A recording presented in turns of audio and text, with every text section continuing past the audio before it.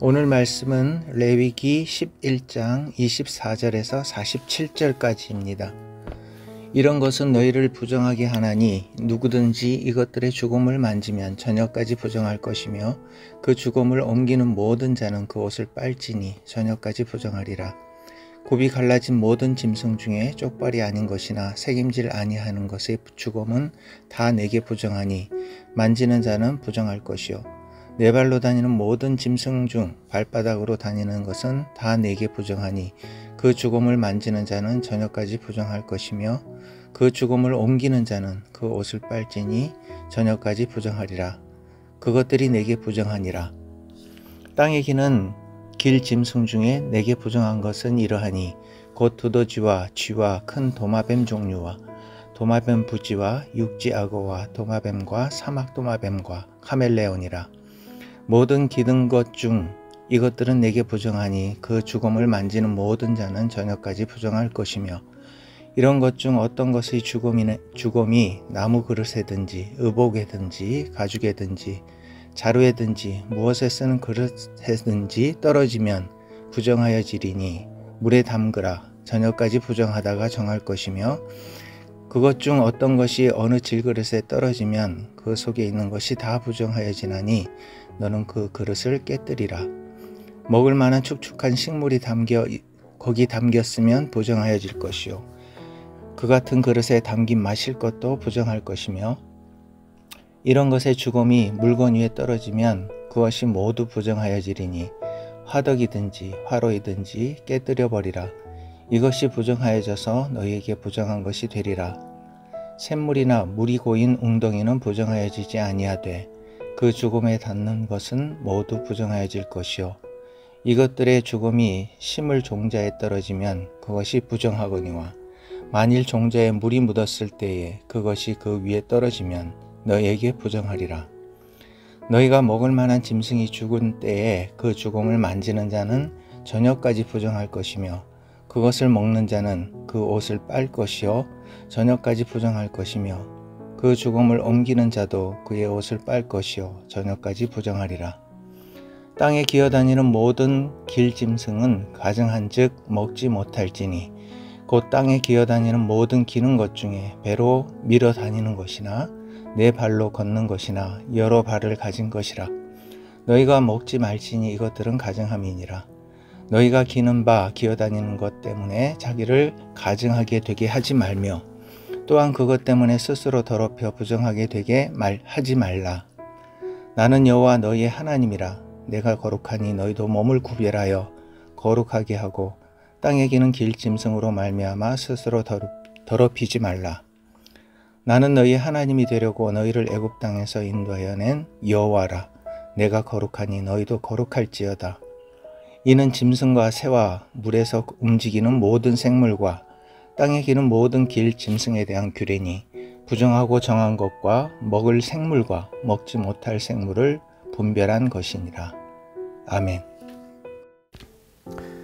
앞선 본문에서는 먹어서는 안 되는 동물들의 목록이 열거되었습니다. 그것들은 부정한 짐승이라고 명명되었습니다. 오늘 본문에서는 그러한 부정한 짐승 때문에 사람이 부정하게 된 경우에 어떻게 해야 되는지 그것에 대한 규례가 나옵니다. 먹을 수 없는 부정한 짐승의 시신에 접촉한 사람은 그날 저녁까지 부정해집니다. 그는 접촉한 옷을 빨아야 하고 저녁까지 부정한 상태로 있어야 합니다. 이 부정한 짐승의 시신이 닿은 그릇이나 다른 가구들도 부정해집니다. 그릇은 깨뜨려야 하고 다른 가구들도 마찬가지 그렇게 해야 합니다. 38절까지 이처럼 먹을 수 없는 짐승들의 시신에 닿아서 부정하게 된 경우를 말씀하시는데요. 39절과 40절에서는 이 먹을 수 있는 짐승의 시신에 접촉하는 자도 마찬가지로 부정해진다고 말씀합니다. 그래서 전체적으로 보면 짐승의 시신에 접촉한 사람은 부정하게 된다. 이런 규례입니다. 오늘 본문의 이런 내용들을 토대로 세 가지 적용점을 같이 찾아서 말씀을 생각하도록 하겠습니다. 첫째, 외부에서 오는 자극이 우리를 부정하게 합니다. 물론 타락한 인간은 마음속에서부터 죄가 피어납니다. 하나님을 거부하고 그분을 부인하는 생각이 우리 안에 내재되어 있습니다. 그런데 이런 타락한 마음의 죄는 외부 환경으로부터 자극받을 때 극대화되어 나타나게 됩니다. 우리 마음을 다스리고 성령 하나님께 맡겨드리는 것도 중요하지만 연약한 마음이 유혹받지 않도록 외부로부터 오는 자극을 차단하고 경계하는 일도 중요합니다.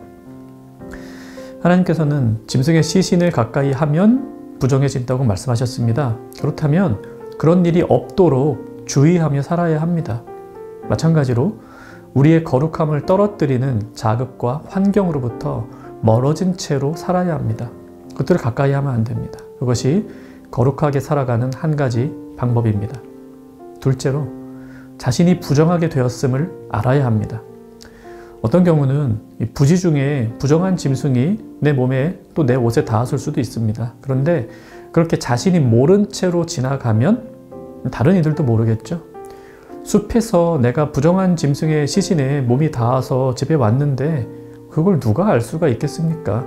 그러면 이 경우 하나님의 말씀에 따르면 이 사람은 부정하게 되었고 반드시 정결 예식을 통해서 깨끗함을 받아야 하는데 자신이 부정하게 되었다는 사실을 인지하지 못하면 하나님께서 보시기에 부정한 채로 공동체 가운데 살아가게 됩니다. 그럼 공동체에게 해악을 끼치게 되는 것이죠. 어쩌면 별거 아닐 수도 있습니다. 어쩌면 아무 일도 일어나지 않은 채 지나갈 수도 있습니다. 그런데 이런 작은 죄악들을 그대로 두었을 때에, 그리고 그것이 반복적으로 발생할 때에 우리는 죄에 대해 끊임없이 노출되게 되고 결국 자신과 공동체를 파괴하게 됩니다. 우리도 정말 그럴 때들이 많이 있죠. 내가 죄에 물들고 하나님께서 금하신 행동들을 하면서도 그것이 하나님께서 정하신 길에서 벗어난 것이라는 사실을 인지하지 못하고 살 때가 있습니다. 우리는 부정한 길로 걸어가고 있으면서도 알지 못할 때도 있습니다. 그렇게 살아왔는데도 아무 일도 일어나지 않아요. 그러면 그 일은 나에게 더 이상 죄가 아닌 그저 하나의 생활 패턴이 되어버립니다. 이것이 참 무섭습니다. 그래서 우리는 내가 죄에 노출되었을 때 그것을 인식하고 고쳐나갈 수 있도록 깨어 있어야 하겠습니다. 셋째로 우리가 거룩하게 살아야 하는 이유는 하나님께서 거룩하시기 때문입니다. 45절입니다. 나는 너희의 하나님이 되려고 너희를 애굽 땅에서 인도하여 낸 여호와라. 내가 거룩하니 너희도 거룩할지어다. 하나님은 우리를 구원하셨습니다. 구원하시고 나서는 이제 너희 알아서 살라고 멀리 두시지 않고 그분과 가까이 하면서 하나님을 닮아가도록 인도해 주십니다. 우리를 구원하신 하나님은 거룩하시기 때문에 그분의 구원을 받아 그분과 가까이 살아가야 할 백성들도 거룩해야 합니다. 이 거룩하라고 하는 명령은 우리에게 불가능한 미션을 주시는 것이 아닙니다. 하나님과 친밀한 사랑의 관계를 유지하기 위해서 가장 아름다운 삶의 모습을 우리에게 제시해 주시는 것입니다. 우리는 때로 내가 왜 이렇게 살아야 하는지 이유를 잘 모를 때가 있습니다. 이런 건 나랑 좀 안 맞는 것 같은데 그럴 수도 있습니다. 하지만 나에게 불편하다는 것보다 중요한 것은 하나님과의 관계 유지입니다. 회사에 들어가고 군대 입대하고 학교 입학하면 어색한 분위기와 문화를 이겨내야 그곳에 적응하게 되는 경우들 참 많죠. 하나님과의 관계는 타락한 우리의 본성에서 보자면 불편한 관계가 될 수도 있습니다. 그래서 하나님은 우리에게 거룩함을 요구하십니다. 거룩해져야 하나님의 백성으로 그분과 함께 살아갈 수가 있습니다. 이 거룩함만이 하나님의 백성이 갖출 수 있는 유일한 삶의 모양새입니다. 일상에서의 거룩한 삶을 사는 것 어찌 보면 어려운 일이 아닙니다. 하나님과 함께함이 곧 거룩함입니다. 마치 부정한 짐승의 시신에 접촉하면 부정하여지듯이 하나님과 접촉하여 살아가면 거룩해집니다. 우리의 거룩의 목적도 하나님과 함께함이며 거룩해지는 방법도 하나님과 함께함입니다. 말씀 생각하며 같이 기도합시다. 거룩하게 살지 못하게 방해하는 외부의 요인들을 끊어내는 결단이 있게 하옵소서. 기도하시고요. 하나님과 함께함으로 거룩한 삶을 살게 하옵소서. 오늘 하루도 거룩하게 살아가는 정형가족 되시기를 바랍니다.